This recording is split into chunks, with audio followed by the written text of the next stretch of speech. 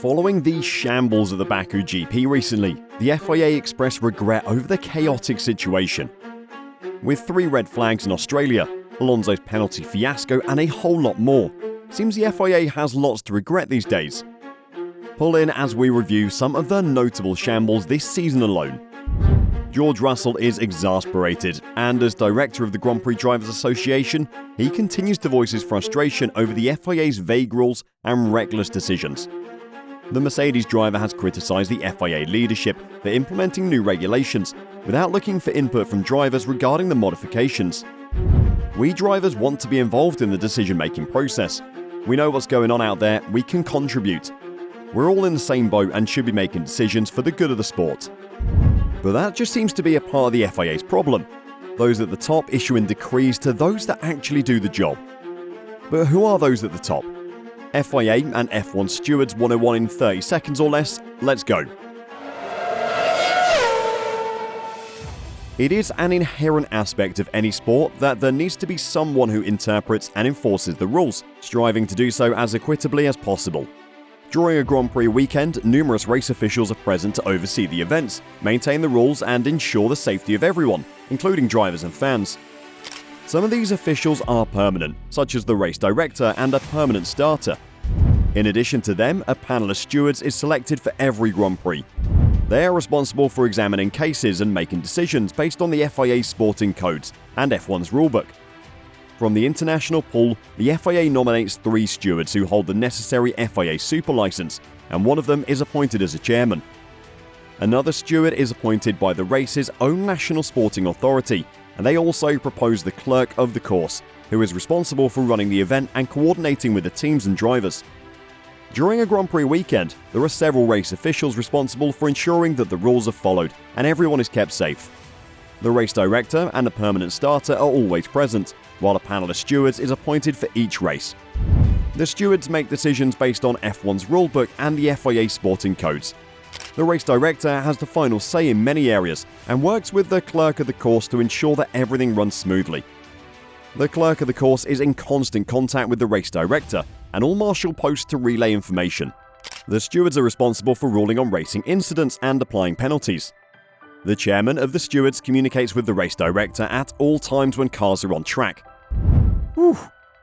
We could mention a stack of names, some of which you may recognise, but honestly, we don't really care. In the past, Formula 1 used to be focused on technical and sporting matters. However, since 1998, the sport has been centered around commercial interests, particularly Liberty's Nasdaq share price. As a result, the commercial rights holder is now worried about teams leaving the sport if they're unhappy with the rules, which would hurt the share price. It is a well-known fact that during his tenure as the team principal of Ferrari, Stefano Domenicali used to read sports newspapers every morning. As the current CEO of Formula 1, however, he reportedly now reads the Wall Street Journal. So basically, these guys have so much power that they can stop any changes to the rules unless they're related to safety. And even then, one of the first gripes this season was the fact that race officials opted to reduce the DRS just a few hours before the start of the Baku GP. Russell stated that overtaking has become more challenging than it was a year ago, as the development of cars in this generation has made their job more difficult. And then they cut the DRS zone without any contribution from us. I'm a little disappointed that we're being left out again. I'm not even sure the FIA realises that overtaking has gotten trickier. They base their decisions on historical data only. Before the race weekend, Russell demanded talks with FIA officials regarding a series of questionable decisions that he deemed crazy. At the Australian Grand Prix, Verstappen won the race, while Hamilton finished in second place, taking Mercedes' first podium finish of the season. Fernando Alonso finished in third, making his 3rd consecutive P3 finish. However, the main talking point after the race was the decision of race control to red flag the race on 3 separate occasions. The first red flag was for Alex Albon's crash, and the second was for Kevin Magnussen's accident. After the second red flag, there was a 2-lap shootout, which led to a 3rd stoppage after Carlos Sainz caused Fernando Alonso to spin. And Fernando Alonso is spun round by Carlos Sainz! Following a lengthy delay, race control sent the remaining cars back out to complete the final meters of the 58th and final lap, with the grid reforming before the drivers crossed the finish line.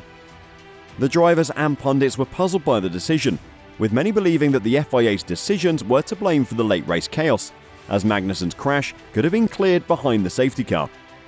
We've seen a few crazy or rogue decisions being made recently. If they're consistent, that's absolutely fine, but it's the inconsistency that makes it challenging for the rest of us.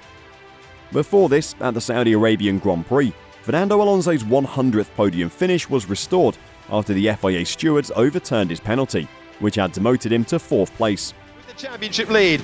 Oh no, it's a 10-second penalty for Fernando Alonso. The stewards had originally penalised Alonso with a 10-second penalty, after ruling that his Aston Martin team had broken the rule, forbidding them from working on his car while he was serving a 5-second time penalty by touching his car with a jack. However, Aston Martin successfully argued that there was no clear agreement that touching a car with a jack would amount to working on the car, leading to the penalty being overturned and Alonso being reinstated to 3rd place. Having reviewed the new evidence, we concluded that there was no clear agreement, as was suggested to the stewards previously.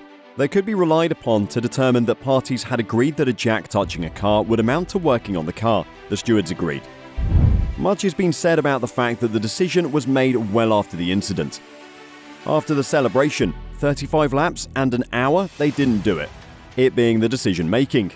The FIA haven't looked very well today, Alonso continued.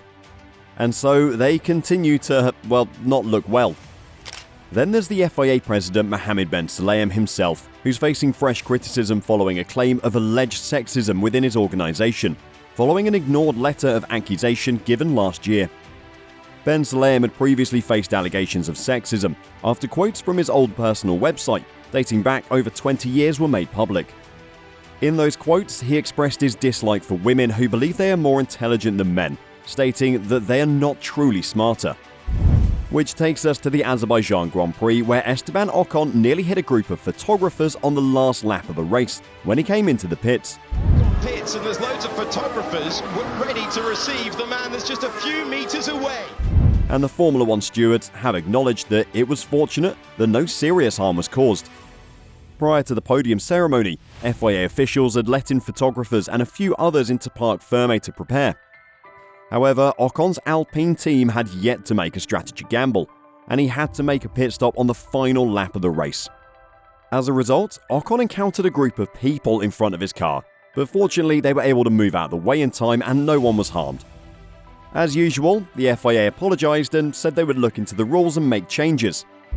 We consider that it was fortunate that there were no serious consequences on account of what happened today. We stress that the requirements of ensuring a safe and orderly event are paramount. It's no wonder the FIA is in shambles. What will be the tipping point, we wonder? But there does seem to be development and prospects. In 2017, when Liberty took over the commercial rights of Formula 1, they had one of their first goals to completely overhaul the regulations. COVID got in the way of this rewrite, so apparently the rules revamp is set to be taken up in 2026. At the beginning of the year, race steward trainees attended a training weekend. The trainees allegedly received a personalised program aimed at building their experience. Russell has advocated for a permanent panel of F1 stewards to be established. He disagrees with the current system, which selects some of the stewards from local or regional motorsport associations that are affiliated with the FIA. They're not stupid and they're trying to do the best job possible, but things do need to be ironed out to understand where their approach is going to lie. So the advice is there, and supposedly plans have been put into action. But why is advice not being heeded and plans proving fruitful? We don't seem to know. Do you? Let us know in the comments.